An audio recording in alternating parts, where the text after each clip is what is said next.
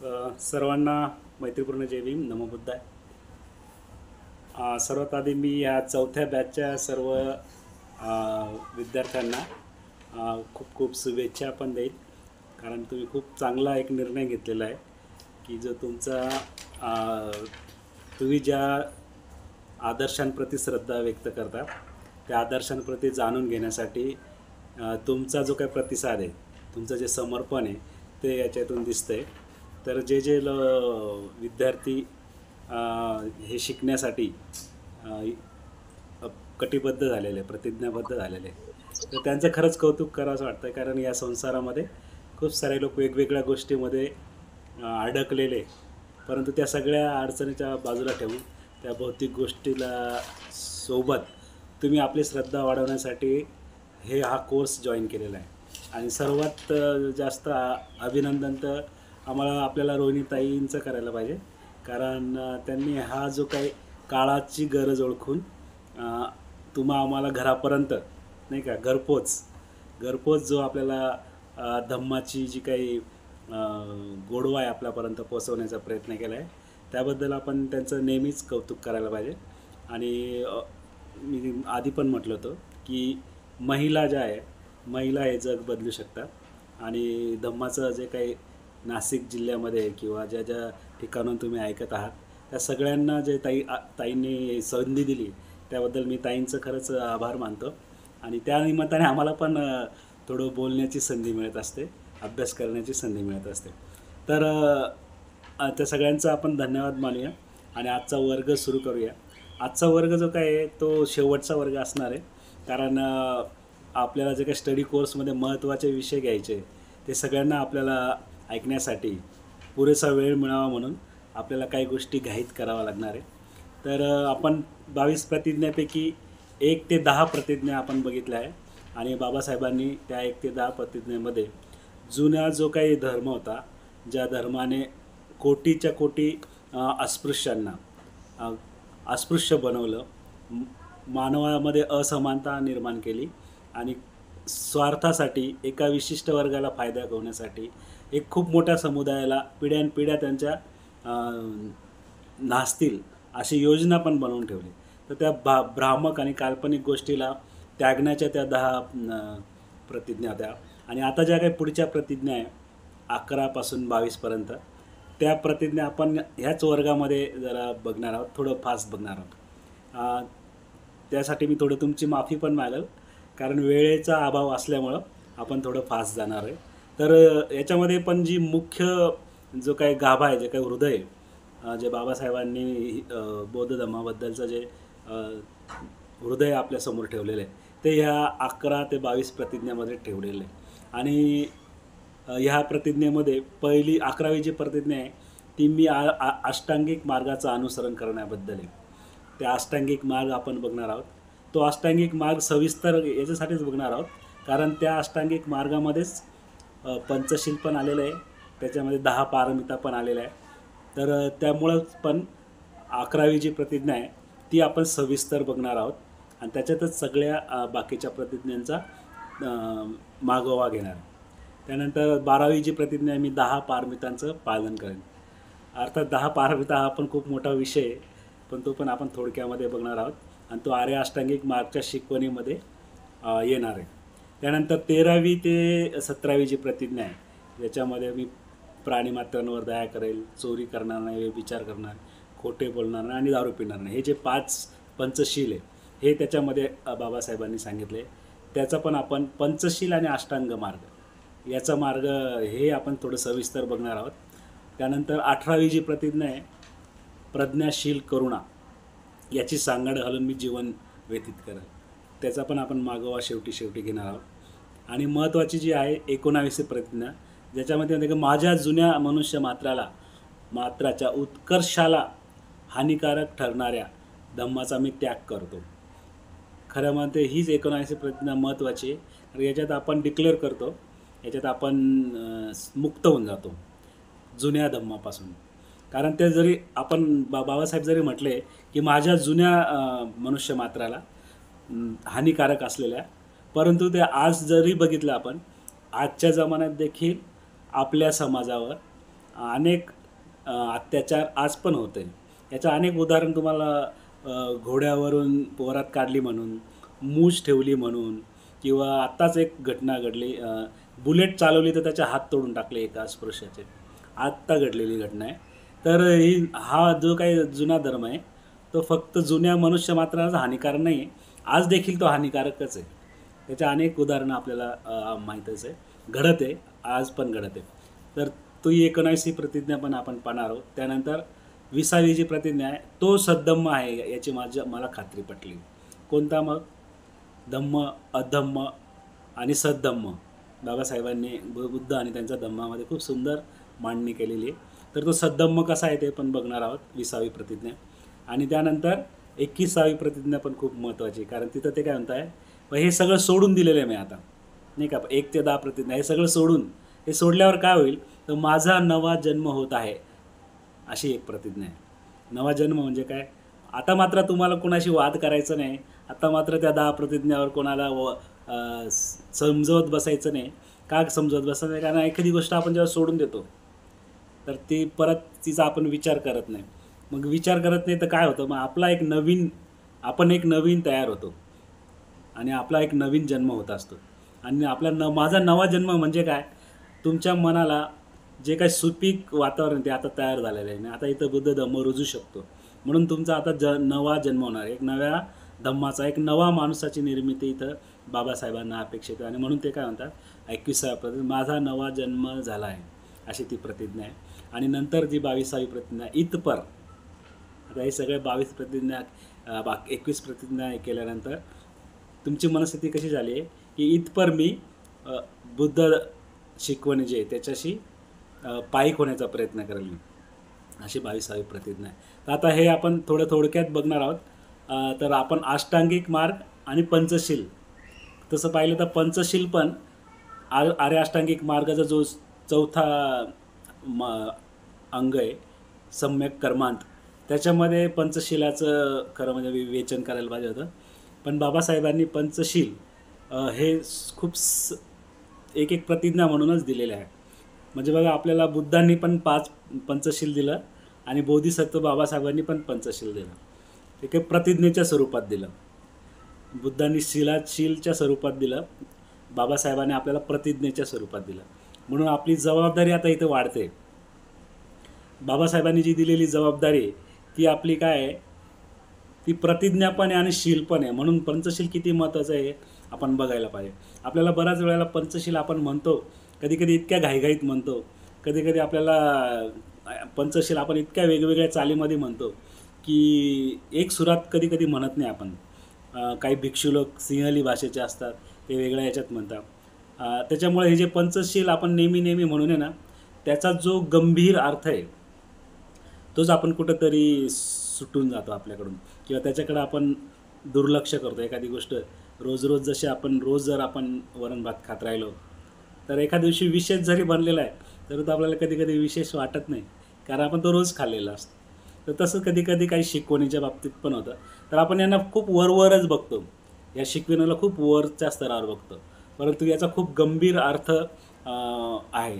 कारण हे जे काही पंचशील आहे, हे जेव्हा तुम्ही पंचशील उद्गारता त्या क्षणी तुम्ही बौद्ध झालेले असता. बाबासाहेब बुद्ध कसे झाले? बाबासाहेबांनी काय केलं तर उर्गेन चंद्रमणी जे होते, त्यावेळेचे भारतातले सर्वात ज्येष्ठ भिक्षू होते, तर त्या उर्गेन चंद्रमणी यांच्याकडून त्यांनी दीक्षा घेतली. तर दीक्षा घेतली म्हणजे काय केलं तर बाबासाहेबांनी आपल्या आदर्शांना म्हणजे बुद्धांना अगरबत्ती, मेणबत्ती, पुष्प अर्पण केले, पंचांग प्रणाम केला आणि त्यानंतर त्यांनी उर्गेन चंद्रमणीच्या ते पंचशील म्हटले, त्रिसरण आणि पंचशील, आणि मग ते बौद्ध झाले. तर ही पंचशील ही जी गोष्ट आहे ही तुम्हाला बुद्ध धम्मात प्रवेश करण्यासाठी तो मंत्र आहे. तो तुमचं जीवन बदलणारा संदेश आहे, शिकवण आहे. आणि ते पंचशील आपण थोडंसं जरा डिटेल बघणार आहोत आणि आर्य अष्टांगिक मार्ग पण थोडासा या कमी वेळेमध्ये, मला माहीत नाही मी किती न्याय देऊ शकेल, बघण्याचा प्रयत्न करणार आहे. तर आपण बघणार आहोत पहिलं जे काही शील आहे, बुद्धांची जे काही शिकवण आहे पंचशील, हे नकारात्मक अर्थात आहे, मी करणार नाही अशा अर्थात आहे. पण बुद्धांची जर का आपण शिकवण पाहिली तर बुद्धांची जी शिकवण आहे ती मल्टी डायमेन्शनल असायची. म्हणजे वेगवेगळ्या अंगांनी ते बघायचे एकाच गोष्टीला. तर ते नकारार्थी पण बघायचे आणि विधायक पण बघायचे. म्हणजे हे करू नका असं जेव्हा ते शिकवायचे तर काय करा हे पण ते सांगायचे. ते न केल्याने काय फायदा काय तोटा हे पण सांगायचे, केल्याने काय फायदा हे पण सांगायचे. अशा पद्धतीने बुद्ध जे काय बुद्धांची जी काही शिकवण आहे ती अशी वेगवेगळ्या अँगलने विचार करून दिलेली असायची. तर ही जी काही पंचशिलाची नकारात्मक बाजू आपल्याला सगळ्यांनाच पाठ आहे, पण त्याची एक विधायक पण गोष्ट आहे. जी तुम्ही त्रिरत्न बौद्ध महासंघामध्ये विधायक शील ऐकलं असेल. तर हे विधायक शील काय भंते संरक्षितांनी स्वतःहून लिहिलेलं नाही, तर बुद्धांच्या शिकवणीमधून ते घेऊन ते पंचशिलेच्या सोबत ते आपल्याला म्हणायला देतात. तर पहिलं जे काही शील आहे आपल्या सगळ्यांना माहिती आहे. तुम्ही म्हणाला हे तर इतकं सोपं आहे आणि हे तुम्ही आम्हाला लहान मुलासारखं शिकवताय, पण तरी पण आपण याच्यातला सविस्तर आपण थोडं गंभीर ज्याला काय म्हणतात खोलात जाण्याचा प्रयत्न करणार आहे.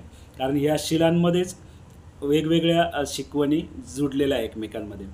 कारण असं म्हणतात की बुद्धांचा धम्म हा ऊसासारखा आहे. ऊस जसं ऊस आपण मधून तोडून खाल्ला काय, सुरुवातीपासून खाल्ला काय किंवा शेवटीपासून खाल्ला काय, तर त्याची चव आपल्याला गोडच लागते. तर तसंच जेव्हा बुद्धांची शिकवण जी आहे ती पण तशीच आहे. तुम्ही कुठल्याही सुरुवातीपासून शिका किंवा शेवटून शिका किंवा मध्ये शिका, ती तुम्हाला विमुक्तीची चव देते. आणि म्हणूनच हे शील आपण थोडं सविस्तर बघणार आहोत. सविस्तर म्हणजे त्याचा एक अर्थ बघणार आहे, त्याचा आपल्यावर, समाजावर, जगावर काय परिणाम होतो. तर पहिलं जे काही शील आहे, मी जीव हिंसा करणार नाही किंवा कष्ट देण्यापासून जी काही गोष्ट आहे कष्ट देणारी तिच्यापासून विरत राहील.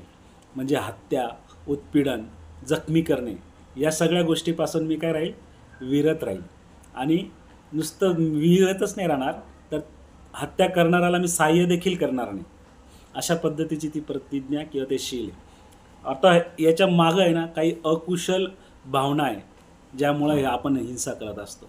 आणि ती अकुशल जी काही मानसिक अवस्था आहे तिची अभिव्यक्ती असते. आणि त्या अकुशल मानसिक अवस्था काय आहे, तर ज्या वेळेला आपल्या मनामध्ये द्वेष असतो आणि घृणा असते. जर आपल्या मनामध्ये द्वेष असेल आणि घृणा असेल तर त्याची जेव्हा आपण अभिव्यक्ती करतो, या अकुशल मनोअवस्थांची जेव्हा आपण अभिव्यक्ती करत असतो तेव्हा आपल्या मनुष्याच्या हातून हिंसा घडत असते.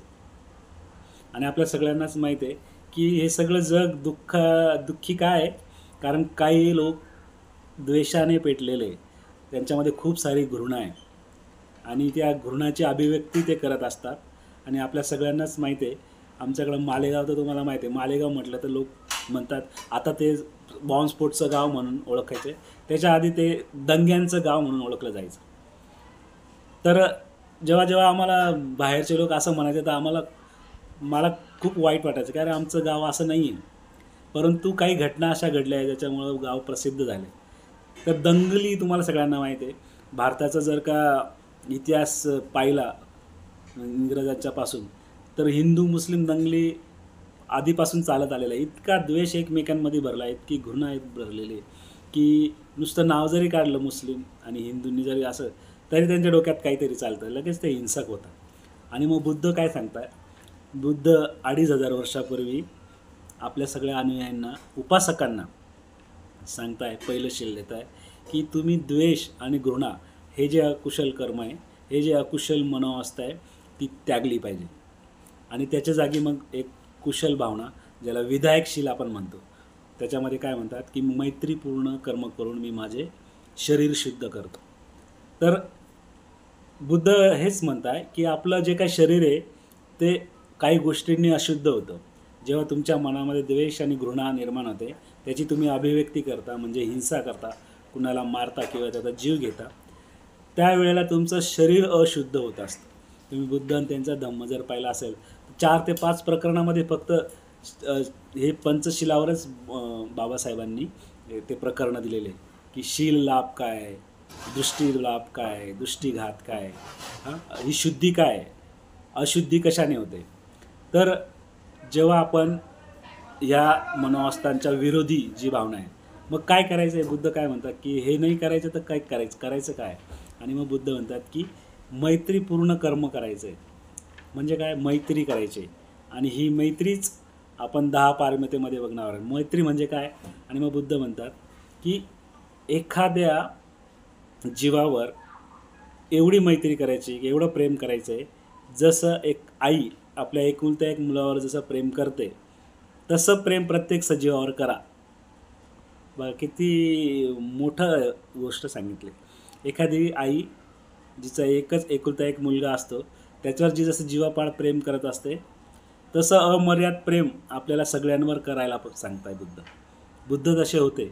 बुद्ध आणि म्हणून आपण बुद्धांना काय म्हणायचं की ते परिपूर्ण मैत्रीने भरलेले, परिपूर्ण वीर्याने भरलेले, उत्साहाने भरलेले, परिपूर्ण प्रज्ञेने भरलेले व्यक्ती होते. आणि म्हणून ते मैत्रीचा आपल्याला संदेश देता की काय तुमच्या आज जी मैत्री आहे तिचा विकास करा. आणि आपल्या सगळ्यांना माहिती आहे, आपण समाधीचे आर्य अष्टांगिक मार्गमध्ये पण बघणार आहोत. तर आपल्याला ध्यान पण शिकवलेलं आहे, मैत्री भावनेचं ध्यान पण आहे. तर तुम्ही या क्लासमध्ये माहिती तुम्हाला शिकवलं जातं नाही की तुम्ही जिथं जिथं जाल धार्मिक संघटनेमध्ये तर ध्यान शिकवलं जातं, आनापानसती आणि मैत्री ध्यान शिकवलं जातं. तर ते का शिकवलं जातं? तर आपल्या ज्या भावना आहे त्या विधायक भावना वाढाव्या आणि अकुशल ज्या भावना आहेत त्या कमी होण्यासाठी आपल्याला मैत्रीचं ध्यान शिकवलं जातं. तर यानंतर दुसरं शील आहे न दिलेली वस्तू घेणे, नाही का? अदिन्न दाना वेरमणी सिक्कापदम समाधियामी. म्हणजे काय? तर जेव्हा आपण एखाद्याची न दिलेली वस्तू त्याला न विचारता घेतो, म्हणजे अर्थात चोरी करतो, तर त्यावेळेला आपल्या मनामध्ये कुठल्या भावना असतात? अविधायक भावना. तर आपल्यामध्ये अप्रामाणिकपणा असतो आणि शोषणाची भावना असते, नाही का? तर ह्या अशा आणि हे कशातून निर्माण होतं? तर ज्यावेळेला आपल्याला तृष्णा आणि स्वार्थी इच्छा मनामध्ये असते, त्यावेळेला आपल्याकडून चोरीचा प्रकार घडतो, न दिलेली वस्तू घेण्याचा प्रकार घडतो. आणि मग आपल्या सगळ्यांनाच माहिती आहे की आपल्याला सगळ्यांना जमा करायची सवय आहे. आपण सगळे भौतिक जगामध्ये राहणारे लोक आहे. आपल्याला अधिक पाहिजे असतं.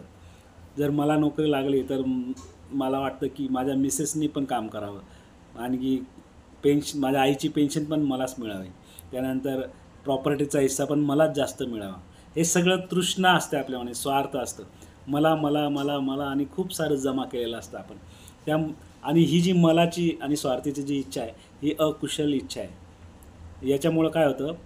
तर आपल्या सगळ्यांनाच माहिती आहे की आज जे काही जग आहे, जगामध्ये दुःखाचे जे काही कारण आहे त्याच्यामध्ये मला हा भावना आहे, स्वार्थ आहे, नाही का? आपण काय म्हणतो, राजकारणी लोक कसे स्वार्थी, त्यांच्या स्वतःच्या स्वार्थासाठी देश पण विकून टाकतील, अशा पद्धतीचे लोक पण आपण पाहतो. आणि मग बुद्ध काय म्हणतात? मग बुद्ध आपल्या सगळ्या या जगातल्या सगळ्या मानवमात्राला सांगतात की काय न दिलेली वस्तू घेऊ नका. मग काय करा? विधायकशील दिलेलं आहे. तर मुक्त हस्ते दान करून मी माझे शरीर शुद्ध करतो.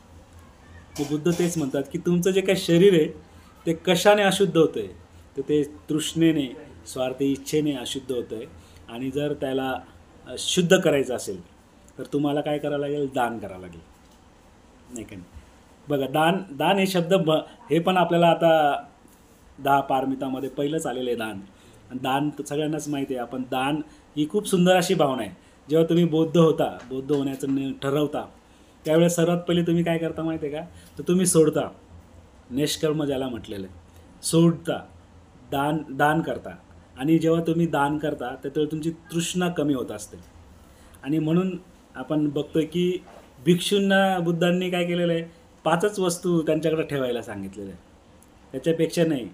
आजकालचे जे काही भिक्षे त्यांच्याकडे आपण बघतो की त्यांच्याकडे मोबाईल असतो, त्यांच्याकडे काहींचं परिवार पण असतो. ते इथं पैसे दान गोळा करता आणि घरी जाऊन देतात. आता हे मी का म्हणतो आहे? कारण आमचे एक रेल्वेमधले एक नातेवाईक आहे, तर ते प्रवचन वगैरे काही देत नाही, भिक्षू ते झालेले आहे. आणि फक्त पर्यटन ते करतात. आणि पर्यटन करून जो काही पैसा येतो तर ते काय करतात? ते घेऊन त्यांच्या घरी जातात, पूर्वाश्रमाच्या घरी. आणि मग त्याचे जे मुले जे आज सध्या काही काम करत नाही त्यांना ते मदत करत असतात. तर म्हणजे आपण बघतो की कधी कधी माणूस इतका स्वार्थी होतो की तो कुठल्या मार्गाने पैसे कमवतो हे पण त्याला कळत नाही. आता आपण अर्थातच आपण सम्यक आजीविकेमध्ये ते पण बघणार आहोत. तर दुसरं हे जे काही शील आहे, न दिलेली वस्तू घेणे, न घेणे, चोरी न करणे, यामुळे आपली तृष्णा आणि स्वार्थी इच्छा या अकुशल भावना निर्माण होत असतात. आणि या जर आपल्याला सोडायच्या असतील तर आपल्याला आणि आपलं शरीर शुद्ध करायचं असेल तर बुद्ध सांगतात मग काय करा, तर मुक्त हस्ते दान करा. मुक्त हस्ते देण्याच्या भावनेने देणे, नाही का. तर कधी दान किती द्यावं असा जो प्रश्न आहे त्याच्यावर खूप छान उत्तर आहे की किती द्यावं, की इतकं द्यावं की तुम्हाला दिल्यानंतर असं वाटू नये की खूप दिलं खूप दिलं, अरे रे मी एवढं नव्हतं द्यायला पाहिजे, असा विचार तुमच्या मनात आला तर तुम्ही दान देऊच नये असं म्हणतात. म्हणून दान करताना कसं आहे, देणे म्हणजे सोडणे, तर तृष्णा तिथं कमी होत असते. आणि तिसरी जी काही शील आहे ते आपण बघतोय त्याच्यामध्ये म्हटलं आहे की कामे सुमिच्चा चारा वेरमणी सिक्का पदम समाधीमय, म्हणजे मी व्यभिचार करणार नाही, नाही का. बलात्कार, अपहरण आणि व्यभिचार ह्या ज्या काही घटना आहे त्या कशाच्या अकुशल भावनेतून निर्माण होतात, तर आपल्या सगळ्यांनाच माहीत आहे की वासना म्हणजे तृष्णाचाच भाग येतो आणि हिंसा या दोघांच्या मिळून ज्या भावना असतात त्याच्यातून या गोष्टी मनुष्य मात्र करत असतो. बघा अल्पवयीन महिला जर का काही मुली असतील त्यांच्या बाबतीत जर अशी घटना घडते तर त्यावेळेला त्यांचे नुसतं त्या मुलीविरुद्धच हिंसा नाही होत, तर त्यांच्या आई वडिलांविरुद्धसुद्धा एक हिंसा होत असते. आपल्या सगळ्यांनाच माहिती आहे आपला जो काही भारत देश आहे याच्यामध्ये इतके घाणेरडे प्रकार आपण बघतो.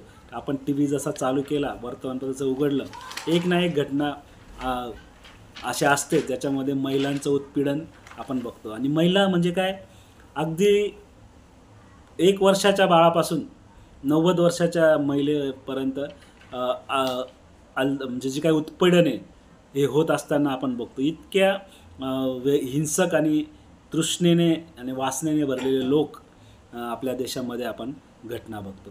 तर व्यभिचार पण असाच एक प्रकार आहे, नाही का. आपण बघतो की पती पत्नी संसार असतो आणि या संसारामध्ये जर का दोघांपैकी एकाने व्यभिचार करण्याचा वाईट विचार केला तर काय होतं आपल्या सगळ्यांना माहिती आहे, त्यांचं गृहस्थ जीवनच उद्ध्वस्त होऊन जातं. आणि ते उद्ध्वस्त होण्याचं कारण काय असतं, तर ही जी काही तृष्णा आहे ती असते. जे एखादा व्यक्ती त्याला तो आकर्षिला जातो आणि त्याला वाटतं की काय होतं करा, आणि नंतर काय होतं मग आपल्या सगळ्यांनाच माहिती आहे. आमच्याकडे एक आजी म्हणून त्यांना ओळखलं जातं, आहिरे आजी म्हणून आहे, त्या शिक्षण अधिकारी होत्या. तर त्याने आता डिवॉर्स करून देण्यासाठी काउन्सलिंग सुरू केलेलं आहे. त्यांच्याकडे जेव्हा आम्ही गेलो तेव्हा त्यांनी एक खूप मोठं विधान केलं. त्यांनी एक निरीक्षण सांगितलं आम्हाला. ते असं होतं की आजकाल खूप साऱ्या डिवॉर्स होण्याचं कारण काय, तर व्यभिचार त्यांनी सांगितलं. मुख्य कारण सांगितलं की व्यभिचार. तर खूप सारे जे काही परिवार आहे ते उद्ध्वस्त होण्यासाठी हा व्यभिचार कारण ठरत असतो. त्यानंतर मग विधायकशील काय आहे, बुद्ध आपल्याला हेच सांगतात की तुमच्या शरीराची अशुद्धी या वासना, तृष्णा आणि हिंसामुळे पण होत असते. आणि म्हणून ते काय म्हणतात की संतुष्टी आणि साधेपणाचे आचरण करायला पाहिजे आपण, नाही का. संतुष्ट राहिलं पाहिजे आपण, नाही का. आता आपल्याला संतुष्टीचं आचरण म्हणजे काय, की आपण बघतो की महिला आणि पुरुष या दोघं पण आपल्याला स्वतःला सुंदर दिसावं म्हणून बऱ्याच गोष्टी करत असतात, ज्याला शृंगार करणं म्हणतात, नाही का. केस विसरणे, चांगले कपडे घालणे, पण हे एका विशिष्ट गोष्टीपर्यंत ते ठीक आहे. परंतु जेव्हा आपण आणखी जास्त आकर्षक दिसावं यासाठी जे काही फॅशनाच्या नावाने आपण बघतोय, तर या गोष्टीमुळं समाजामध्ये तृष्णेचं प्रमाण वाढलेलं आहे. आता आपण असं म्हणूया की जो बघण्याचे दृष्टिकोन पण याच्यामध्ये महत्त्वाचा आहे. आपण बघतो की आजकालचं जे काही मोबाईल असेल, टी व्ही असेल, पिक्चर असते, त्याच्यामध्ये इतक्या प्रकारे आपल्याला आकर्षित करण्यासाठी महिलांचा असा वापर केला जातो की जो काही पुरुष मंडळी आहे, जे काही मुलं आहे, अल्पवयीन मुलं आहे, त्यांच्या मनावर असा जो काही छाप पडते, नाही का. एक प्रकारे त्यांच्या संस्कार पडत आहे. हे जे उघडे नागडे हिरोईन ते बघतात, नाही का. हे सगळं बघितल्यानंतर किंवा हिंसा बघतात, नाही का. आता जेवढे पण पिक्चर त्याच्यामध्ये हिंसा इतकी दाखवली जाते, ते बघून काय होत असेल, त्यांच्या मनावर काय परिणाम होत असेल. आपल्या सगळ्यांनाच माहीत आहे की अनेक जे काही धर्म आहे ते या हिंसेला विरोध करत असतात. बरेच लोक आपल्याला टी व्ही बघूच नका असं मग म्हणायचे, आता तीच जागा मोबाईलने घेतलेली, नाही का. मोबाईलमुळे खूप सारे लोक आत्मकेंद्री झालेले आहे. त्यांना सामाजिक जे मिसळायचे ते कमी झालेलं आहे. तर ते कशामुळे झालेलं आहे? ही जी काय तृष्णा आहे, ही जी काय हिंसा आहे. म्हणून बुद्ध म्हणतात की काय, मी व्यभिचार करणार नाही. मग मी काय करेल? मी संतुष्टीचं पालन करेल, साधेपणाचं आचरण करेल, म्हणजेच मनामध्ये संतोष निर्माण होईल, ही गोष्ट करेल.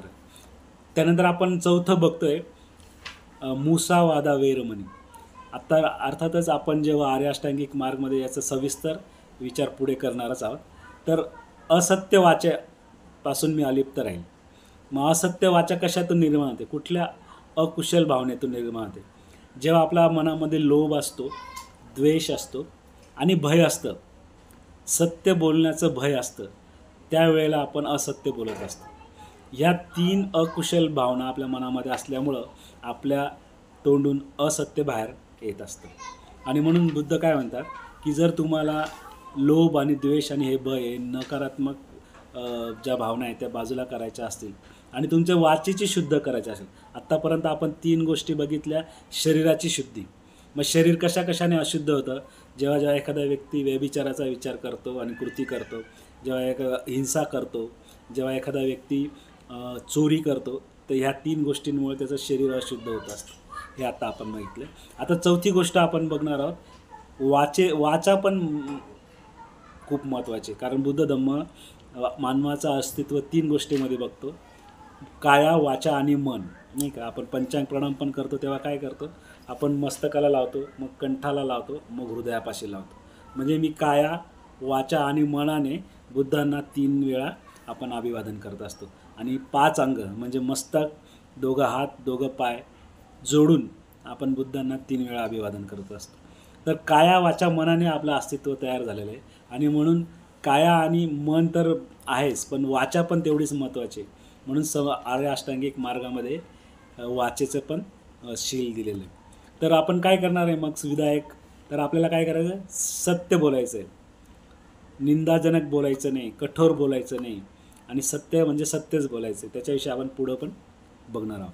आणि मग 5वं जे काही शील आहे ते मनाविषयी, आणि ते सगळ्यांनाच माहीत आहे. आपला समाज नाही तर जो काही समाज आहे, म्हणजे सगळा मानव जाती आहे, ती एका गोष्टीमुळं खूप त्रस्त झालेली आहे. संसार उद्ध्वस्त झालेले आहे. आणि कशामुळे झालेलं आहे? तर अर्थातच व्यसनामुळे झालेलं आहे. मी मादक पदार्थांचं सेवन करणार नाही. का? कारण बुद्ध असं म्हणतात, ही पण एक तृष्णाच आहे. आणि बुद्ध काय म्हणतात की आपलं जे काय मन आहे, मन ते खूप महत्त्वाची गोष्ट आहे. कारण मनानेच सर्व काही निर्मिती होऊ शकते आणि मनच आपल्याला सगळं नष्ट पण करू शकतं. आणि ते मन कसं असलं पाहिजे? मग ते स्मृतियुक्त असलं पाहिजे, जागरूक असलं पाहिजे, सुस्पष्ट असलं पाहिजे आणि प्रदीप्त असलं पाहिजे, नाही का. आता आपण बघतो की महिलांविषयी बघा. आपण महिलांना असं बऱ्याच लोकांना वाटतं की महिला घरीच असतात, काहीच काम करत नाही. पण जर बघितलं महिलांची स्मृती जर बघितली तर महिलांच्या मेंदूमध्ये 1000च्या वर रेसिपी पाठ असतात त्यांना, नाही का. तुम्ही बघा, वेगवेगळे व्यंजन ते बनवत असतात. आणि अगदी 10 लोक आले तरी टेस्टीच असते, 100 लोक आले तरी टेस्टीच असते. हे कसं काय आहे? तर अर्थातच हे तुमच्या मनामधली स्मृतीचे, जी त्या स्मृतीमुळे तुम्ही स्वयंपाक कला शिकलेली. पाककला ही जी काय आहे, ही महिलांची सर्वात मोठी उपलब्धी आहे. एवढंच नाही तर असं म्हणतात की शेतीचा शोध देखील महिलांनी लावलेला आहे, बघा. तर इतक्या स्मृतिवान, सुस्पष्ट आणि प्रदीप्त अशा महिलांचं या सगळ्या जगावर खूप सारे उपकार आहे. आणि आपण बघतोय की हा वर्ग पण मी जो इथं शिकवतो आहे याच्यामध्ये पण 99% महिलाच आहे. एखादा पुरुष असेल माहीत नाही, पण महिलांची ही जी काही गोष्ट आहे. तर आपण 5व्या शिलामध्ये बुद्ध तेच सांगतात की जेव्हा तुम्ही मादक पदार्थाचं सेवन करतात, आपण बघतो की एखादा दारू पिल्यानंतर त्याच्यामध्ये काय बदल होतो? तो नीट चालू शकत नाही, त्याला नीट आठवत नाही. कधी त्यांनी काय कृती केली त्याला दुसऱ्या दिवशी आठवत नाही, नाही का. तर म्हणून आपलं जे काही मन आहे ते सुस्पष्ट असलं पाहिजे.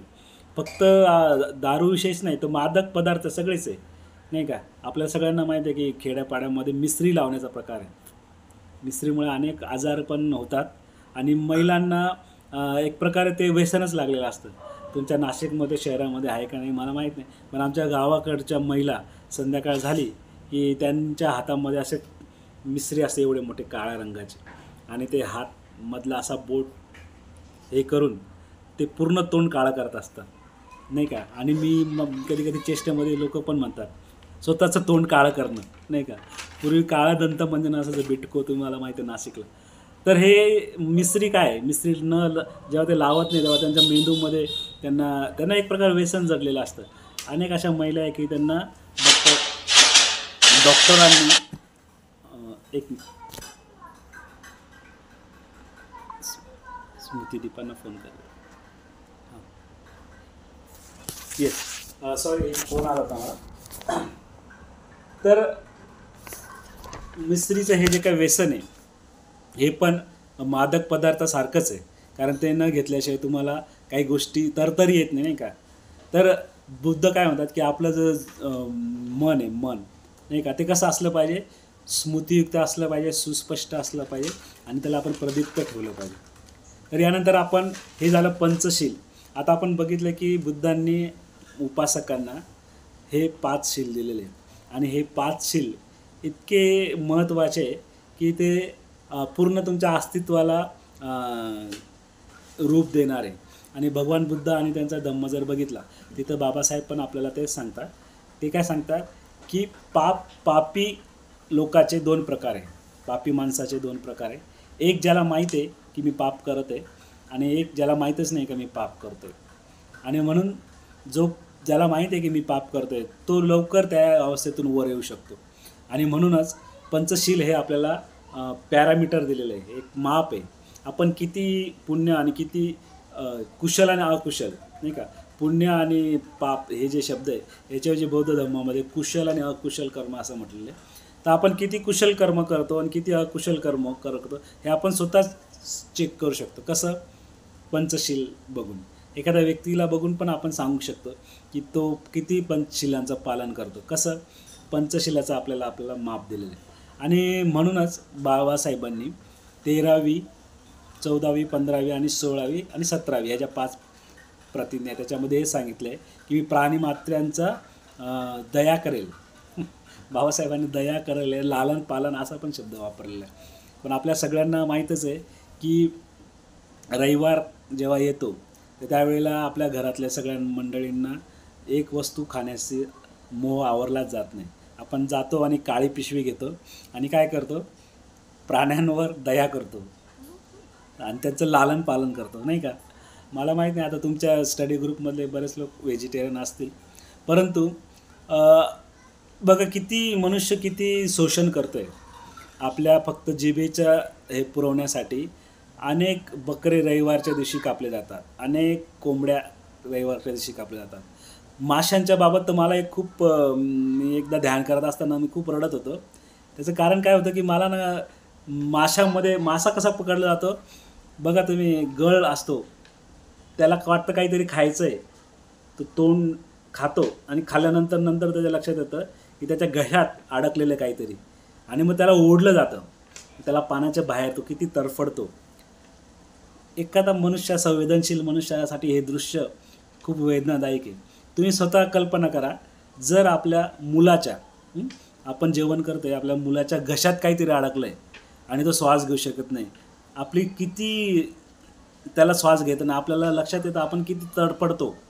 आपण त्याच्या घशातून ते काढण्याचा प्रयत्न करतो आणि कसं तरी ते जेव्हा निघतं तेव्हा आपण श्वास घेतो आणि म्हणतो की अरे बापरे, हे अडकलं असतं तर काय झालं असतं. मग विचार करा, त्या माशाला आपण कसं तडफडून मारतो, नंतर त्याला त्याची चामडी काढतो, नंतर त्याला भाजतो, तळतो आणि मग चवीने खातो.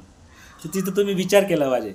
बुद्ध म्हणतात की बाबासाहेब म्हणतात की मी प्राणीमात्यांवर दया करीन. अरे तुम्हाला दया येत नाही, आणि दया येत नसेल तर तुम्ही बुद्ध धर्मामध्ये फक्त नावासाठीच येतं का.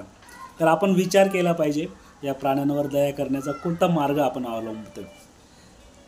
तर पुढं जाऊया आपण, कारण आपल्याला आता 9:45 आणि मला आर्याष्टांगिक मार्गसारखा विषय 15 मिनिटात सांगायचा आहे. तर हा मोठा टास्क आहे माझ्यासाठी.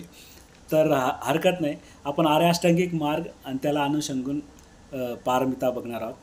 तर आता पंचशिलाचा हा जो काही शिकवण आहे आपण इथं बघितली आणि आपण बघतोय की हे विधायक गुण आपल्यामध्ये येण्यासाठी बुद्धांनी आपल्याला हे 5 शील दिलेले आहे. तर विचार करा, हे 5 शीलच एवढे महत्त्वाचे आणि एवढे अवघड आपल्याला वाटत आहे, तर भिक्षूंना कितीतरी शील दिलेले नाही का, आणि त्यांचं जीवन कसं असेल, किती कठीण आणि कठोर असेल. तर एक छोटीशी गोष्ट सांगून आपण पुढे जाऊया. ती गोष्ट मला वाटतं तुम्ही कोणीतरी मेसेज टाकला आहे, आपण त्याच्यावर पण बोलूया नंतर. तर एक भिक्षू होता, ज्या भिक्षूला गावात जाऊन भिक्षा घेऊन मग त्याच्या दिनचर्या करायची असते. पण एक वेळा असं होतं की तो खूप आजारी पडतो, इतका आजारी पडतो की त्याला चालणं पण कठीण होऊन जातं. तुम्ही ही व्हॉट्सअपला आत्ताच कुठंतरी मी पाहिली ती. तो इतका जर्जर होऊन जातो त्याचं शरीर की त्याला चालणं पण मुश्किल होऊन जातं. पण त्याला जगण्यासाठी अन्नाची आवश्यकता असते आणि अन्नाची आवश्यकता असल्यामुळे त्यांना गावात जावं लागत असायचं. आणि तो आजारी असल्यामुळं त्याला चालणंसुद्धा अवघड झालं. पण मग त्याला पर्याय नव्हता, कारण तो गावापासून थोडं लांब होता.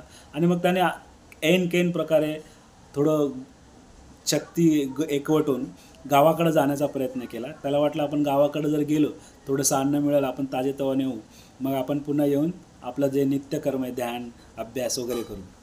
पण तो इतका थकलेला असतो, इतका आजारी असतो की तो जाता जाता एका आंब्याच्या झाडाजवळ जाऊन बेशुद्ध पडतो एक प्रकारे.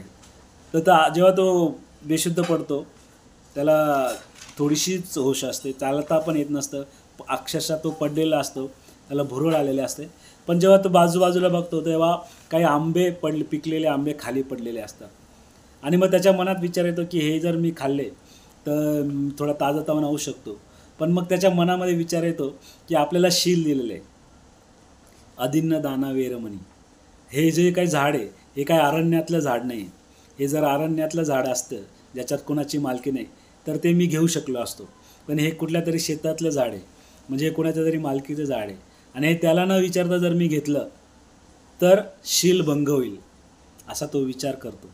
त्याच्या इथं काय आहे, इथं सम्यक व्यायाम आहे. सम्यक व्यायाम आपण पुढं बघणारच आहे. तर इथं त्याच्या मनामध्ये विचार येतो की हे अकुशल कर्म आहे, हे मी नाही केलं पाहिजे.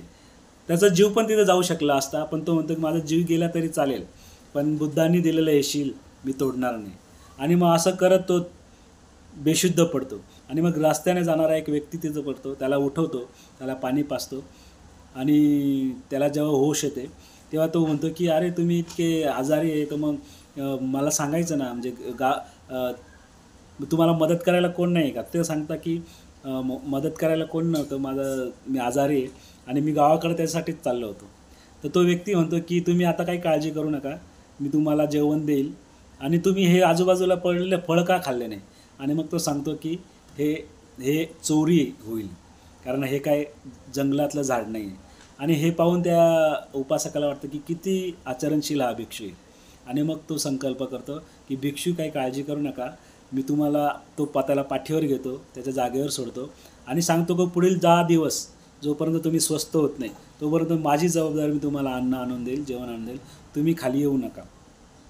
आणि अशा प्रकारे जेव्हा तो म्हणतो आणि त्याला पाठीवर घेतो, पाठीवर घेऊन जात असतानाच तो जो काही भिक्षू असतो तो चिंतन करतो की हे का घडलं, हे घडलं का, याचं जेव्हा तो चिंतन करतो तर त्याला तेव्हाच सम्यक दृष्टी प्राप्त होते. तो स्वतःपन्न होतो. जसा त्याच्या ठिकाणापर्यंत जाईपर्यंत जेव्हा तो विचार करतो मनामध्ये, तर तोपर्यंत तो अरहंत होतो. आणि अशा प्रकारे तो विचार करतो की मी काय पुण्यकर्म केले, हा माणूस मला का मदत करतो आहे, असा विचार करता करता त्याला ह्या स्वतःपन्न अवस्थेची, अरहंत पदापर्यंतची अवस्था प्राप्त होते. तर ह्या गोष्टीमधून हे दाखवलं आहे की जेव्हा तुम्ही शील पालन करता त्यावेळेला तुम्हाला ह्या अशा प्रकारच्या अवस्थेंची, मनोअवस्थांची प्राप्ती होत असते. आणि म्हणून बुद्धांचा जो काय धम्म हा खूप महान धम्म आहे, जो आजही ताजा तवाना आहे, आजही फळ देणार आहे. आजही तुमच्या मनामध्ये जेव्हा विचार आला की, जेव्हा मी वर्णन करत होतो प्राण्यांची, जर तुमच्या मनात विचार आला की मी खात असेल तर आता खाणार नाही, तर इथं पण इथं काय झालेलं आहे, इथं तुम्ही बदल झालेला आहे, निष्काम निर्माण झाले तुमच्या मनात आणि इथून तुम्ही जेव्हा बदलाल तेव्हा तुम्ही सम्यक संकल्पामध्ये जाता, नाही का. आपण हे गोष्टी आता पुढं बघणार आहोत. तर अशा प्रकारे ही गोष्ट होती शील संबंधाच्या फायद्यासंदर्भात. तर आता आपण पुढे जाणार आहोत. मला तुम्ही 9:10 सुरू केलं आहे, तर मी तुम्हाला विनंती करेल मला पण 10:10 द्यावे जर उशीर झाला तर तुमचा थोडासा वेळ मी घेईल. तर आर्य अष्टांगिक मार्गचा पहिला जे काही अंग आहे ते आहे सम्यक दृष्टी. दुसरं आहे सम्यक संकल्प, वाचा, कर्मांत, आजीविका, सम्यक व्यायाम, सम्यक स्मृती आणि सम्यक समाधी, असा 8 मार्गाचा अंगांचा हा मार्ग आहे. आणि हा अष्टांगिक मार्ग महत्त्वाचा काय, कारण बुद्ध असं म्हणतात जे काय 4 आर्य सत्य आपण ऐकलेले त्याच्यामध्ये पहिलं सत्य आर्य सत्य आहे की दुःख आहे. भगवान बुद्धांचा हा खूप मोठा सिद्धांत आहे की दुःख आहे हे मान्य करणे. मग पुढे ते जातात दुसरा सांगतं आर्य सत्य की दुःख निवारण करून जाणारी एक अवस्था आहे. दुःखाचं कारण आहे, दुःख निवारण करून जाणारी एक अवस्था आहे ती म्हणजे बुद्धत्वाची अवस्था. आणि चौथं जे काय आर्य सत्य ते की त्या अवस्थेपर्यंत जाण्यासाठी म्हणजे एक सर्वसामान्य माणूस, दुःखामध्ये असलेला माणूस बुद्ध म्हणजे दुःखमुक्ताची अवस्था प्राप्त करण्यासाठी जो काही मार्ग दिलेला आहे तो मार्गच म्हणजे आर्य अष्टांगिक मार्ग आहे. आणि म्हणून ही खूप महत्त्वाची शिकवण आपण इथं बघणार आहोत जी बाबासाहेबांनी, बोधिसत्व बाबासाहेबांनी आपल्याला प्रतिज्ञेमध्ये दिलेली आहे. बघा किती काळजी आहे आपली. म्हणजे नुसती तुम्ही शील पालन करू नका तर ती प्रतिज्ञा घ्या. नुसतं तुम्ही दुःखमुक्तीचा मार्ग शील म्हणून बघू नका तर ती प्रतिज्ञा म्हणून घ्या.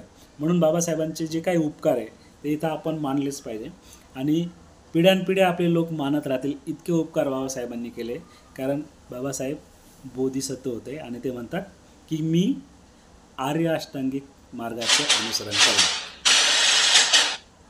याला कर ग प्लीज. सॉरी एक फोन आला मला, स्मृतिदीपांचा फोन आहे.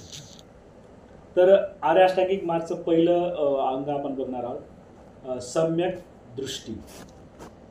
तर सम्यक दृष्टी म्हणजे काय, तर आर्य अष्टांगिकचे हे जे काय 8 मार्ग आहेत त्याच्यात पहिलं अंग आहे दृष्टी. त्याला दृष्टी मार्ग आणि भावना मार्ग असे 2 मार्ग. उरलेला 6 मार्ग त्याला भावना मार्ग म्हटलेले. आणि दृष्टी मार्ग म्हणजे काय, तर दृष्टी मार्ग म्हणजे की तुम्हाला कळतं तुम्ही तुमचं बाबासाहेबांनी बघता तर त्यावेळेला जी काय प्राप्त होते त्याला म्हटलेले सम्यक दृष्टी. ही सम्यक दृष्टी वेगवेगळ्या मार्गाने आपल्याला प्राप्त होऊ शकते. आपण बघतोय की रमाईंचं जीवन जर बघितलं तर रमाईंच्या नसताना रमाईंचे मुलं त्यांच्या डोळ्यादेखत वारले आणि एवढं सगळं दुःख जेव्हा त्यांनी पाहिलं तर त्यांना जी काही अवस्था प्राप्त झाली होती ती सम्यक दृष्टी होती, नाही का. की जेव्हा आपल्याला असं एखादं आपलं सगळं उद्ध्वस्त होऊन जातं, आपल्याला काहीच मार्ग दिसत नाही आपल्या जीवनामध्ये आणि खूप सारं दुःख येतं. दुःख गेल्यानंतर जेव्हा आपण आपल्या अस्तित्वाचा प्रश्न आपल्याला विचारतो तर त्यावेळेला जी काही दृष्टी आपल्याला प्राप्त होते तिला आपण सम्यक दृष्टी म्हणू शकतो. तर सम्यक दृष्टीचा उगम वेगवेगळ्या पद्धतीने लोकांच्या वेगवेगळ्या अनुभवाला येऊ शकतो. काही लोक बुद्धांच्या काळामध्ये जेव्हा बुद्ध प्रवचन द्यायचे आणि एखादा ते प्रवचन मन लावून ऐकायचा तर त्याच्यामध्ये जो बदल व्हायचा तो देखील सम्यक दृष्टी तेव्हा पण प्राप्त व्हायची. काही लोकांना ध्यानाच्या माध्यमातून प्राप्त होऊ शकते, काही लोकांना एकदम निसर्गरम्य वातावरण बघून पण सम्यक दृष्टी प्राप्त होऊ शकते. पण जर सोप्या भाषामध्ये सांगायचं झालं तर जो संस्कारित अस्तित्व दुःखमय हे जाणतो, म्हणजे जग दुःखमय, अनित्य आहे आणि अनात्मय हे ज्याला माहीत झालं आहे त्याला सम्यक दृष्टी प्राप्त झालेली असते. म्हणजे काय, मग जग दुःखमय काय, दुःख 3 प्रकारचे सांगितलेले आहे. पहिलं दुःख जे आपल्याला कापतं तेव्हा दाढ दुखते तेव्हा जे काही दुःख होतं त्याला दुःख म्हटलेलं आहे, ते दुःख म्हटलेलं आहे, पालीमध्ये त्याला दुःख म्हटलं. दुसरं आहे तात्विक दुःख, ज्याला का एखादी वस्तू जी आपल्याला सुख देते तीच वस्तू आपल्याला दुःख पण देत असते. म्हणजे उदाहरणार्थ जर माझ्याकडे मोबाईल आहे त्याच्याने मला खूप आनंद होतो, पण तो जेव्हा हरवतो किंवा तुटतो किंवा खराब होतो तर तेव्हा मला दुःख होतं. म्हणजे प्रत्येक गोष्ट आपल्या गोष्टीमध्ये ज्याच्यात आनंद आहे त्याच्यात दुःख पण आहे, कारण ते जेव्हा आपल्याला सोडून जातं तर आपल्याला दुःख निर्माण होतं. आणि तिसरं जे काही दुःख आहे ते असं म्हणतात की असमाधानाचं दुःख. आपण कुठल्याच गोष्टीमध्ये समाधानी होऊ शकत नाही, सतत आपण असंतुष्टच राहतो. याचं कारण काय? कारण बुद्ध असं म्हणतात प्रत्येक संस्कारित वस्तू ही दुःखमय आहे. आणि जेव्हा ही संस्कारमुक्त जेव्हा आपण होतो तेव्हाच आपण सुख प्राप्त करू शकतो. म्हणजेच जेव्हा आपण निर्वाण प्राप्त करतो तेव्हाच खऱ्या अर्थाने आपण सुखी होऊ शकतो. आणि म्हणून सम्यक दृष्टीचा उद्देश काय? अज्ञानाचा नाश करणे हा सम्यक दृष्टीचा उद्देश आहे. त्यानंतर दुसरं जे काही अंग आहे ते आहे सम्यक संकल्प. सम्यक संकल्प काय? मग ज्या वेळेला तुम्हाला दृष्टी प्राप्त होते की हे जे काही जग आहे ते दुःखमय आहे, तर त्यावेळेला तुमच्या मनामध्ये श्रद्धा निर्माण होते. आणि मग तुम्ही संकल्प घेता, मग तुम्ही बदलता. मग तुम्ही संकल्प घेता तर काय? तर बऱ्याच वेळेला आपल्याला माहीत असतं की बुद्धी आणि भावनेचा प्रश्न असतो. बऱ्याच लोकांना चांगल्या चांगल्या गोष्टी माहीत आहे पण ते करू शकत नाही. का? कारण ते बुद्धीला जरी कळलेलं आहे पण त्यांच्या भावनेमध्ये उतरलेलं नसतं. सगळ्यांना माहिती आहे पंचशील काय आहे, सगळ्यांना माहिती आहे लाच घेणं चुकीचं आहे, सगळ्यांना माहिती आहे हुंडा घेणं चुकीचं आहे, सगळ्यांना माहिती आहे हिंसा करणं, खोटं बोलणं चुकीचं आहे, पण तरी ते करता का? कारण ते हृदयातच उतरलेलं नसतं, अंतरात गेलेलं नसतं. आणि संकल्प म्हणजे जेव्हा सम्यक संकल्प हेच सांगतो, तुम्ही जेव्हा बदलता तेव्हा तुम्ही संकल्प केलेला असतो. तुम्ही संकल्प करता, मग काय करता? 3 महत्त्वाच्या गोष्टी तुम्ही करता. तर तुम्ही सोडता. नेक्खम्म म्हणजे सोडणे, त्याग करणे, सोडण्याची इच्छा. म्हणून जेव्हा जेव्हा आपण नवीन बौद्ध धम्म शिकतो, नवीन जेव्हा एखादा व्यक्ती, तर त्यावेळेला तो काय करतो? तर काही गोष्टी तो सोडतो. जेव्हा आम्ही संघामध्ये नवीन नवीन आलो सहाय्यक म्हणून, अभ्यास करायला लागलो, वर्गाला जायला लागलो, ध्यान करायला लागलो, प्रवचनं ऐकायला लागलं, पुस्तकं वाचायला लागलो, मग तेव्हा आम्हाला कळलं की जे काय आपण नॉनव्हेज खातो आहे ते अज्ञानाने खातो आहे ना, आपण काय करतो आहे? हिंसा करतो आहे. मग अनेक जे काय संघातले लोक आहेत, त्रिरत्न बौद्ध महासंघाचे, त्यांचे सहाय्यक देखील नॉनव्हेज सोडून देतात. ते आपोआप सुटतं त्यांचं, कोणी सांगत नाही. आणि एक म्हणजे तुम्हाला आता सांगायला आवडेल मला की पहिला वर्ग जेव्हा मंगळवारी आपण घेतला होता 22 प्रतिज्ञेचा, त्यावेळेला माझ्या दोघं मुलांनी त्यावेळेपासून दोघं मुलांनी आत्तापर्यंत आम्हाला बिर्याणी किंवा चिकन खायचं असं मागणीच केलेली नाही. म्हणजे मागच्या किती चौथा मंगळवार आहे आणि त्यांनी मागितलेलं नाही. तर माहीत नाही त्यांच्या मनामध्ये काय झालं. खरं म्हणजे लहान मुलांना आपण असं लादलं नाही पाहिजे, त्यांना काय त्यांना पौष्टिक आहार दिला पाहिजे आपल्याला असं वाटतं. पण आता त्यांच्याच मनाने, आता एक 8वीला आहे आणि एक 7वीला आहे, त्यांनी एवढ्या महिनाभरामध्ये मागणी केलेली नाही आहे. तर हे माझ्यासाठी तुमचे पण मी आभार मानलं पाहिजे की जेव्हा मी सांगतो आहे तर माझ्या घरात पण त्याचा विधायक परिणाम होतो. तर तुमचे त्यासाठी धन्यवाद मानले पाहिजे. आणि त्याचप्रमाणे जी काही माझी पत्नी आहे ती पण आता बघते, वागते आणि त्यांच्याशी संवाद करते आणि घरामध्ये एक प्रकारे धम्मचर्चा होते. त्यामुळं घराचं वातावरण पण बदललेलं आहे. आणि म्हणूनच म्हणतात की वेळोवेळी आपण धम्मचर्चा केली पाहिजे, परिवारासह आपण धम्मचर्चा केली पाहिजे, धम्मप्रवचन ऐकले पाहिजे. तर आपण पुढे जाऊया की मग आपण सोडतो. जसं जसं आपण बौद्ध होतो तर आपण जुन्या गोष्टी सोडतो, नाही का? जसं आपण बघितलं 22 प्रतिज्ञा, मग पहिले 10 गोष्टी जेव्हा ऐकल्या तर मग आपण काय करतो? संकल्प करतो, मग आपण ते सोडतो. दुसरी गोष्ट आहे व्यापाद म्हणजे अद्वेष, म्हणजे आपण द्वेष करायचं सोडतो. मग आपल्यामध्ये मैत्री ज्या निर्माण होते, करुणा निर्माण होते. आणि जेव्हा करुणा निर्माण होते मग आपण हळूहळू द्वेष करणं सोडतो. त्यानंतर आहे हिंसा करणं आपण सोडतो. म्हणजे हिंसा म्हणजे कौर्य, दुसऱ्याला मुद्दाम दुखवण्याची जी गोष्ट आहे अवहिंसा. तर आपल्यामध्ये हिंसा करण्यापासून आपण परावृत्त होतो हळूहळू. सम्यक संकल्प जेव्हा आपण घेतो त्यावेळेला आपण अशा प्रकारे आपल्यामध्ये बदल होत असतो. मग आपल्यामध्ये सकारात्मक बदल काय काय होतात? तर आपण दान करायला लागतो, आपण मैत्रीपूर्ण होतो, आपण अधिक करुणावान होतो, आपण उपेक्षा म्हणजे निश्चिल अशी शांतता आपल्याला मिळत असते, नाही का? आपण म्हणतो नाही का, अरे हे बदलले, हे काय करताय? एखादा माणूस विपස්සना करून विचार बदललेले असतात, एखादा ध्यान करत असतात विचार बदलले असतात, एखाद्या संघात किंवा विहारात जाणारे लोक हळूहळू बदलत असतात आणि आपण म्हणतो की हे काय करताय, बदलताय. तर त्यांच्या मनामध्ये मग सम्यक संकल्पाची उगम झालेला असतो, म्हणून ते बदलत असतं. म्हणजे बदल म्हणजेच सम्यक संकल्प. त्यानंतर येतं सम्यक वाचा. आता आपण वाचेविषयी थोडं सविस्तर बघणार आहे. तर सम्यक वाचामध्ये 4 पातळ्या आहे. एक म्हणजे सत्यतापूर्ण वाचा, म्हणजे आपण सत्यच बोललं पाहिजे. आता इथं खूप महत्त्वाची गोष्ट आहे. आपल्याला बऱ्याच वेळेला वाटतं की आपण जीवनभर सत्यच बोलत आलेलो आहे. पण आपण खरोखर सत्य बोलतो का? हे जर नीट बघितलं तर आपण मुळीच सत्य बोलत नसतो. आपण जेव्हा आपल्या मनामध्ये जे साचलेलं आहे, जे आपण ऐकलेलं आहे, टी व्हीमधून, वर्तमानपत्रातून, दुसऱ्याकडून जे ऐकलेलं आहे, व्हॉट्सअपमधून वाचलेलं आहे, तेच आपण इतरांना सांगत असतो. जे काही सांगत असतो ते आपलं क्वचितच आपलं असतं. खूपच कमी वेळा आपण जाणीवपूर्वक बोललेलो असतो. खरं म्हणजे आपण सत्य बोलतच नसतो. आणि अशा प्रकारे आपण सत्यतापूर्ण जी काही वाचा आहे, प्रामाणिकपणे जे काही तळमळीने बोलणं आहे, ते आपण खूप कमी वेळा बोललेलो असतो. आपण बघा की आपलं परिवार बघा. परिवारामध्ये आपण आपल्या पत्नीशी, मुलांशी, आई-वडिलांशी किती प्रामाणिकपणे बोललेलं असतं हे जर आपण तपासलं तर आपल्याला लक्षात येईल. जर आपल्या परिवारामध्ये निराशा असेल, संवाद नसेल किंवा खूप साऱ्या लोकांशी तुमचं पटत नसेल आणि तुमचं जे काही परिवाराचं तुम्ही निरीक्षण काका, काकू नाही का, खूप नातेवाईक असतात आपले मित्र, जुने मित्र, काही घटना घडलेल्या असतात त्या इतक्या धरून ठेवलेल्या असतात. त्याच्यामुळं आपण काय करत असतो, आपले संबंध एकदम तुटलेले, एकदम निराशाजनक झालेले असतात. नात्यामध्ये खूप सारे गैरसमज असतात, अपयश असतं आणि निराशा असतात. याचं काय कारण आहे?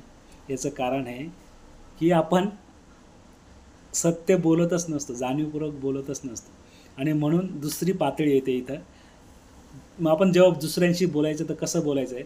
आपण जे काही वस्तुनिष्ठ आहे तेच बोलायचं आहे आणि ममतापूर्ण बोलायचं आहे. म्हणजे जाणीव ठेवून बोलायची. एखाद्याची जाणीव ठेवून म्हणजे आपण बऱ्याच वेळा बोलताना त्याच्या डोळ्यात डोळे घालून बघतोय, खांद्याकडं खाली असं बघत असतो. डोळे मिळवतच नसतो आपण. त्याच्याकडे कधी कधी बघत पण नसतो आपण. तर आपण जाणीवपूर्वक त्याच्याशी बोललो पाहिजे. आपली आई असेल, आईला आपण आई म्हणून बघितलं पाहिजे. एक मनुष्य मात्र म्हणून आई-वडिलांना बघितलं आहे. पण आपल्याला काय एक त्यागाची भूमिका बघतो. आईने सगळं केलं पाहिजे, गृहीत धरत असतो, नाही का? तर हे गृहीत न धरता आपण ममतापूर्ण जाणीव ठेवून बोललं पाहिजे. नंतर आपण तिसरी पातळी उपकारतेची पातळी. उपकारतेची पातळी म्हणजे त्याच्या विकासाला हातभार होईल असं बोललं पाहिजे. जसं आपल्याला मला खूप आनंद वाटतो जेव्हा तुम्ही सगळे मला फीडबॅक देत असता. तर त्यावेळेला मला खूप आनंद होत असतो. कारण माझ्या चुका तर कोणी सांगत नाही, पण तुम्ही माझ्या जे काही चांगलं आहे त्याचं जेव्हा कौतुक करतात, तर कौतुकाची पण बऱ्याच लोकांना गरज असते. पण बऱ्याच वेळेला आपण आपलं बोलणं जे असतं इतकं टीकापूर्ण असतं, इतकं म्हणजे त्याला समोरच्याला घायाळ करणारं असतं, अक्षरशः कठोर असतं. आपण फीडबॅक पण जर द्यायचं ठरलं तर इतक्या चुका काढतो की पुढच्या वेळेला त्याला वाटत नाही की परत मी सांगावं, इतकं त्याला आपण बोललेलो असतो. तर आपली जी काही वाचा आहे ती ते समोरच्याच्या विकासाला, आध्यात्मिक विकासाला हातभार देईल असं असलं पाहिजे. त्याच्यातल्या चांगल्या गोष्टी आपण बोलल्या पाहिजे, नाही का? सासू-सुना बघा तुम्ही, नाही का? मित्र, एका भाऊ-भाऊ बघा किंवा एक शेजारी बघा. आपण कसं बोलतो त्यांचा विषय आला तर आपली मनोवस्था कशी आहे आपण तपासली पाहिजे. आपण समोरच्याच्या विकासाला हातभार राहील असं बोललं पाहिजे, ममतापूर्ण बोललं पाहिजे, सत्य बोललं पाहिजे. आणि सर्वात महत्त्व म्हणजे आपण विधायक आणि प्रशंसक बोललं पाहिजे. चौथं म्हणजे आणि खरं म्हणजे संवाद केला पाहिजे, एक वाक्यता असली पाहिजे. म्हणजे सुसंवाद असला पाहिजे. चौथी जी काही पातळी आहे, सुसंवाद म्हणजे काय की त्या बोलण्यामधून परस्परांच्या गरजा आपण ओळखल्या पाहिजे, त्याची जाणीव आपल्याला असायला पाहिजे गरजांची. आणि म्हणजे एक भंते संघर्षी तर असं म्हणतात की संवाद म्हणजे काय, संवाद तुमचा खरा झाला आहे केव्हा कळेल, जेव्हा तुम्ही समोरचं ऐकत असताना संवेदनशील असता, सहानुभूती असते आणि जागृत असता, नाही का? बराच एखादा व्यक्ती काहीतरी सांगत असतो की माझा मुलगा आजारी, तर त्यावेळेला आपण काय करतो, अच्छा ठीक आहे मग दवाखान्यात गेला लगेच. तर आपण थांबलं पाहिजे, विचारलं पाहिजे. कधी कधी त्याला आर्थिक अडचण असू शकते, कधी कधी त्याला ते दुःख सांगायचं असतं, हलकं व्हायचं असतं, पण आपल्याला मुळीच ऐकायला वेळ नसतो, कारण आपल्याला सांगण्याचंच घाई असते. आणि म्हणून सम्यक वाचेमध्ये आपण ममतापूर्ण बोललं पाहिजे, सत्य बोललं पाहिजे, जाणीवपूर्वक बोललं पाहिजे, खऱ्या अर्थाने संवाद केला पाहिजे. असं म्हणतात की खराखुरा संपर्काने पण तुम्ही बदलू शकता. एखाद्या व्यक्तीशी तुम्ही खराखुरा संपर्क करा, त्याच्याशी बोला, त्याचं ऐकून घ्या आणि बोला, काय चाललं आहे, त्याच्या गरजा काय ओळखा. खराखुरा संपर्क केल्याने पण आपण करुणेकडे जाऊ शकतो. तर ही आहे सम्यक वाचा. त्यानंतर चौथा जे काय अंग आहे तो आहे सम्यक कर्मांत. मी तुम्हाला आधीच सांगितलं सम्यक कर्मांत म्हणजे काय. मग जेव्हा तुम्हाला दृष्टी प्राप्त होते, तुम्ही संकल्प करता, तुमची वाचा बदललेली असते, त्यानंतर तुम्ही कर्मांत म्हणजे काय करता, तुम्ही शील पालन करत असता. आत्ताच आपण जे 5 शील बघितले त्याचं तुम्ही मग खऱ्या अर्थाने पालन करतात. कुशल काय, अकुशल काय याचं तुम्ही भेद करता.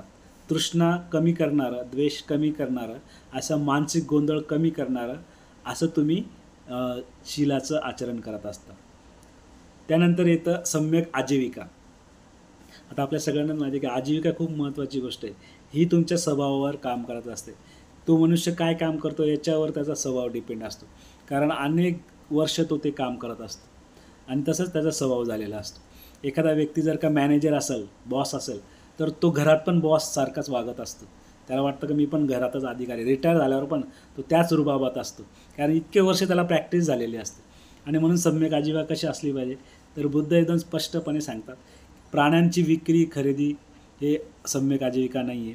शस्त्र विकणे, विष विकणे, मादक पदार्थ विकणे, हे सगळं जे काय गोष्ट याला निषेध मांडलेलं आहे. आणि बाबासाहेबांनी सोपी व्याख्या केलेली आहे की दुसऱ्याला अहित होईल असं कुठल्याही कृत्यामुळं आपण कमवलं नाही पाहिजे. तर दुसऱ्याला हानी न करता ज्या गोष्टीमुळं आपल्याला पैसा येतो, उदरनिर्वाह होतो, त्या गोष्टी आपण आपल्या कष्टाने, उत्साहाने केल्या पाहिजे, असं बुद्ध आणि बाबासाहेब आपल्याला सम्यक आजीविकेमध्ये सांगतात. आता हे थोडं फास्ट होतं आहे, तर तुम्ही थोडं समजून घ्या, कारण 10 वाजले. आता माझ्याकडे फक्त 10 मिनटं आहे. सॉरी, माझ्याकडं 10 वाजून 9 ना, येस. तर 10 वाजून म्हणजे माझ्याकडे 1 मिनटं आहे. तर मी सम्यक व्यायाम, येस, 10 वाजून 9 मिनटं. तर सम्यक जो काय व्यायाम आहे, मग व्यायाम पण खूप महत्त्वाचा आहे. इथं व्यायामाचा संबंध ध्यानाशी येतो. आणि ध्यानामध्ये एक गोष्टच त्यांनी 4 महत्त्वाच्या गोष्टी सांगितल्या. एखादी अकुशल अवस्था टाळणे, हे पहिला प्रयत्न आहे सम्यक व्यायाममध्ये. दुसरं, जर टाळता येतच असेल तर त्याचा उच्छेद करणे, मुळापासून ते नष्ट करण्याचा प्रयत्न करणे मनामध्ये आलेले. चांगली गोष्टीचा विकास करणे आणि नंतर त्याच्या चांगल्या गोष्टीचं रक्षण करणं, अशा 4 गोष्टी सम्यक व्यायामामध्ये येतात. सम्यक व्यायाम म्हणजे काय, की आपण जेव्हा एखादी अकुशल गोष्ट करतो, मनामध्ये येते, तर ती आपण टाळली पाहिजे पहिली गोष्ट. दुसरी गोष्ट, तिचा समूळ नायनाट केला पाहिजे अकुशल गोष्टीचं. आणि कुशल ज्या गोष्टी आहेत, चांगल्या गोष्टी, दान, मैत्री, करुणा, उपेक्षा, या गोष्टी विकसित केल्या पाहिजे. आणि विकासात झाला तर त्याचं रक्षण पण केलं पाहिजे, नाही का. आता समजा तुम्ही एखाद्याने ऐकलं आणि तुम्हाला वाटलं की माझा एक जुना मित्र आहे ज्याला मी, अच्छा झालं काय, टाईम घेऊ, अच्छा ताई म्हणताय की टाईम घ्या, ओके. तर सम्यक व्यायाममध्ये आपण तेच करतो की आपण कुशल गोष्टी वाढवतो आणि त्याचा विकास करतो, रक्षण करतो. म्हणजे समजा एखाद्या महिलेला असं वाटलं, वाटलं की आता माझा जुना एक मित्र आहे ज्याच्याशी मी बोललं पाहिजे होतं, काहीतरी वाद झालेला आहे, त्यावेळेला तुमच्या मनात करुणा निर्माण झाली. मग तुम्ही काय करता की त्याला आधी माफ करता. माफ केल्यानंतर तुमच्या मनात जो काय साचलेलं आहे ते आपण त्याच्याशी बोलून ते कमी करण्याचा प्रयत्न करतो. आणि त्याने जरी माफ नाही केलं तरी तुम्ही स्वतः माफ करत असता. मग काय होतं की तुम्ही ते टाळलं, अकुशल द्वेष आलेला होता तो टाळला आणि त्याचा उच्छेद केला, समूळ नष्ट केला आणि विधायक गोष्टी केली. काय की त्याच्यावर मैत्री केली. मग म्हटले की नाही, जरी कसा जरी वागला माझ्याशी तरी मी आता त्याच्यावर मैत्री करेल. आणि मग ती जी मैत्रीची भावना आहे तिचं रक्षण पण करायचं आहे. पुन्हा जर ती आले आणि तुम्हाला पुन्हा जुनं नाही आठवायला पाहिजे, मग तुम्ही त्याला माफ केलं तर सोडूनच दिलं पाहिजे. मग करुणा निर्माण झाली, तिचं रक्षण केलं पाहिजे. अशा प्रकारे सम्यक व्यायामामध्ये चांगल्या गोष्टीचं वाढ करणे आणि अकुशल गोष्टीचं कमी करणे किंवा समूळ नष्ट करणे, असा सम्यक व्यायामाचा अंग आपल्याला सांगतो. त्यानंतर 7वा जे काय अंग आहे ते सम्यक स्मृती. हे पण खूप महत्त्वाचं अंग आहे, ज्याला जागृती म्हटलेलं आहे, नाही का, सम्यक स्मृती. तर सम्यक स्मृती देखील 4 महत्त्वाच्या गोष्टी आपल्याला सांगतात. पहिलं म्हणजे आपण वस्तुमात्रांबद्दल जागृत राहिला पाहिजे. आपण बऱ्याच वेळा बघतो की आपल्याला लहानपणापासून संस्कार केला ना, झोपेतून उठलं तर आपलं आथरून आवरतो, आपण स्वच्छ करतो, नाही का, सुरुवात तिथून करतो. वस्तू ज्या आपण वापरल्या, ज्या नेहमी आपण वापरतो, त्यांना वस्तू म्हणून व्यवस्थित ठेवणे, म्हणजे त्याचं स्मृती ठेवणे, जागृती ठेवणे. त्यानंतर आपण स्वतःप्रती पण जागृत राहिलं पाहिजे. मग स्वतःप्रती म्हणजे काय, तर आपलं शरीर, आपण कसं बसलेलो आहे, आपण कसं चालतो आहे, आपण काय बघतो आहे, याच्याबद्दल पण आपण स्मृती ठेवली पाहिजे. त्यानंतर आपण विचार, आपल्या मनामध्ये विचार पण येत असतात. आताच जर समजा हे ऐकता ऐकता तुमच्या मनामध्ये पण एक विचार चालू असतो की अरे हे तर मी वाचलेलं आहे, असा विचार येतो. आणि किंवा कधी कधी असं वाटू शकतं की हे रटाळ होतं आहे. तर त्यावेळेला आपण ओळखलं पाहिजे की आपल्या मनामध्ये काय होतं आहे. म्हणजे काय, आपल्याला काहीतरी नवीन पाहिजे असतं कधी कधी. तर आपल्या विचारांवर पण आपण स्मृती ठेवली पाहिजे. आपले विचार इतके सैरावैरा धावत असतात की आपण कल्पना पण करू शकत नाही की आपल्या मनात काय काय विचार येऊन जातात. तर त्या विचारांवर आपण काय करायला स्मृती ठेवली पाहिजे. आणि आपण चांगले कोणते वाईट कोणते याच्याकडे लक्ष ठेवलं पाहिजे. ज्या विपස්සना करणाऱ्या लोकांना सगळ्यांना माहिती आहे की त्यांना ध्यानात तेच शिकवलं जातं. शरीराकडं बघायला लावलं जातं, विचारांकडं बघायला, तसंच भावनांकडं पण बघितलं जातं. आत्ता तुमच्या मनामध्ये काय भावना निर्माण होतं नाही का. जेव्हा मी त्या माशाचं वर्णन करत होतो त्यावेळेला तुम्हाला जी काय निर्माण झाली ती होती दया आणि करुणा. करुणा केव्हा, आता करुणा म्हणजे काय, हे करुणा पण 10 पारमितामधली एक गोष्ट आहे. करुणा म्हणजे ॲक्शन आहे. दया आणि करुणेमध्ये फरक आहे. एखादा प्राण्याविषयी आपल्याला दया येणं, अरे रे वाईट झाला पडला, पण त्याला जाऊन मदत करणं ही करुणा आहे. करुणा म्हणजे ॲक्शन आहे, कृती आहे. बुद्ध पण तेच म्हणतं आपल्याला की बुद्ध आपल्याला कृती करायला होता. नुसतं ध्यानामध्ये करुणा करा, मी मैत्री आहे, माझे खूप मित्र आहे, माझ्यामध्ये खूप मैत्री आहे, एवढं करून भागणार नाही. तुम्हाला उठून खरोखर मैत्री करावं लागेल, त्या लोकांशी भेटावं लागेल. खरोखर जेव्हा तुम्ही बसमध्ये जाता जागेवरून आपले भांडणं होतात, कुठे गेली मैत्री नाही का. आपण जरासं उठतो आणि पती पत्नी म्हणून जर समजा मी उठलो आणि पाणी मागितलं आणि तिने पाणी दिलं नाही आणि म्हणतो अरे मी एवढं महत्त्वाचं काम करतो आहे, मला पाणी देत नाही, स्मृती राहिली नाही आणि लगेच मी अकुशल मानसिक अवस्थेत कळतं. तर आपल्या भावना, आपले विचार, आपले शरीर याच्यावर आपण स्मृती ठेवली पाहिजे. त्यानंतर दुसरी गोष्ट आहे, आपण इतर जणांची पण स्मृती ठेवली पाहिजे. जागरूक राहिलं पाहिजे, खूप जागरूक राहिलं पाहिजे. आपल्याला कळायला पाहिजे नाही का. बऱ्याच वेळा आपल्याला असं वाटतं की इतर लोक जे ते एखादा आपण गाडी चालवत असतो आणि समोरचा हळू गाडी चालवत असतो, आपण हॉर्न वाजवतो आणि पुढे गेल्यानंतर आपल्याला लक्षात येतं की एक म्हातारा माणूस ती रिक्षा किंवा गाडी चालवत असतो आणि मग आपला विचार बदलला, अरे म्हणून हा गाडी हळू चालत होता. तर आपण इतर लोकांची पण स्मृती ठेवली पाहिजे, जागृती ठेवली पाहिजे नाही का. आपले आईवडील, आपण विभाजनाची रेषा आपल्या मनामध्ये नेहमीच असते. माझे आईवडील म्हणजे आदरणीय. त्याच वयाचे दुसरे माणसं जर भेटले आणि समजा एखादा भिकारी त्याच वयाचा आपल्या वडिलांच्या वयाचा आला, आपण कसं वागतो, तर आपण लगेच बदललेलो असतो.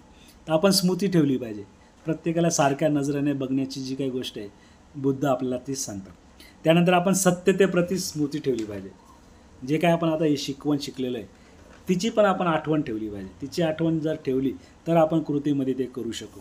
आणि अशा प्रकारे आपण सम्यक स्मृती बघितलेली. त्यानंतर आपण सम्यक समाधी बघणार आहे. समाधीबद्दल आपण जास्त बोलू नये असं मला वाटतं. का माहिती आहे का, कारण समाधी ही ध्यान जे काय ध्यान केलं पाहिजे, त्याच्यावर बोललं नाही पाहिजे नाही का. जसं एखादा समजा मी रोहिणीताईंना माझ्या घरी बोलवलं आणि माझ्या पत्नीला सांगितलं, तिने मसाले भात बनवला आणि बासुंदी बनवली आणि नंतर रोहिणीताईंनी तुम्हाला सांगितलं की किती सुंदर मसाले भात होता आणि बासुंदी होती, तुम्हाला काय आयडिया येईल का त्याची. तर हे तसंच आहे, ध्यान आणि समाधीबद्दल बोलणं हे तसंच आहे. ध्यानाचा तुम्हाला प्रत्यक्ष अनुभवच घ्यावा लागेल.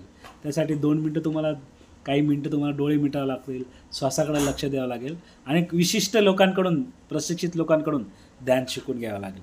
आणि समाधीमध्ये मग समाधीला एकाग्रतासुद्धा म्हटलेलं आहे. समता, समापत्ती आणि समाधी अशा त्या अवस्था आहे. जेव्हा तुम्ही विपश्यना शिकाल, आनापानसती शिकाल, तेव्हा तुम्ही ते अनुभवू शकाल. तर आपण आता 10:16 झाले, 1 मिनटात मी संपवतो. या सगळ्या पारमितांचा आपण आता आढावा घेऊया आणि 22 प्रतिज्ञांचा हा जो काही 4 वर्ग मला तुम्ही इथं थांबूया. तर आपण बघितलं 11वी आर्य अष्टांगिक मार्गचं मी अनुसरण करेल, मी 10 पारमिता पाळेल, मी प्राणीमात्रांवर दया करेल, त्यांचं पालन पोषण करेल, मी चोरी करणार नाही, मी व्यभिचार करणार नाही, मी खोटे बोलणार नाही, दारू पिणार नाही. हे 17 प्रतिज्ञा. त्यानंतर मी एक आणखी गोष्ट राहिली ती म्हणजे प्रज्ञाशील करुणा. आता ह्या सगळ्या शिकवणीमध्ये हे आलेलं आहे. काय आलेलं आहे, प्रज्ञा. आता आपल्याला समज आलेली आहे, मग आपण शील आचरण करायला लागू, म्हणजे सम्यक संकल्प. आणि हे प्रज्ञा आणि हे शील एवढंच पुरेसं नाही. बाबासाहेब आपल्याला काय सांगतात, मी प्रज्ञाशील आणि करुणेने या तिघांची सांगड घालून माझं जीवन व्यतीत करेल. मग आता तुम्हाला कळलं बुद्ध धम्म काय आहे, तुम्हाला शील काय ते कळलं, तुम्ही आचरण करायला लागले, तुम्ही बदलले. मग आता तुम्हाला कृती करायची. मग आता तुम्हाला घराच्या बाहेर पडायचे. तुम्हाला तुमच्या मुलांवरच करुणा नाही तर शेजारच्या मुलांवर पण करायची. तुम्हाला समाजावरच नाही इतर धर्मियांवर पण करायची. तुम्हाला इतर धर्मावरच नाही तर अख्ख्या जगातल्या जे जे सृष्टीमध्ये प्राणी आहे त्या सगळ्यांवर करुणा करायची आणि त्यासाठी काहीतरी कृती करायची. तर अशा प्रकारे हा जो काही धावता वर्ग आहे आपण इथं थांबूया, कारण आता 10 वाजून 18 मिनिटं झाले. आपल्याला फीडबॅक पण द्यायचा आहे. तर आपण खूप चांगली संधी देऊन मला हे सांगण्याचा संधी दिली. मी मागचे 4 आठवडे हे 22 प्रतिज्ञांमध्ये आमचं पूर्ण घर एक प्रकारे हे करतो आहे, विवरतो आहे, आम्ही वास करतो आहे, चर्चा करतो आहे. त्यासाठी तुमचं सगळ्यांचे धन्यवाद. आपण सर्वांनी माझं जे काही बुद्धीला जेवढी समज आहे ती ऐकून घेतली त्याबद्दल आणि मला संधी दिली त्याबद्दल मी आपले धन्यवाद मानतो आणि इथं थांबतो. जय भीम, नमो बुद्धाय.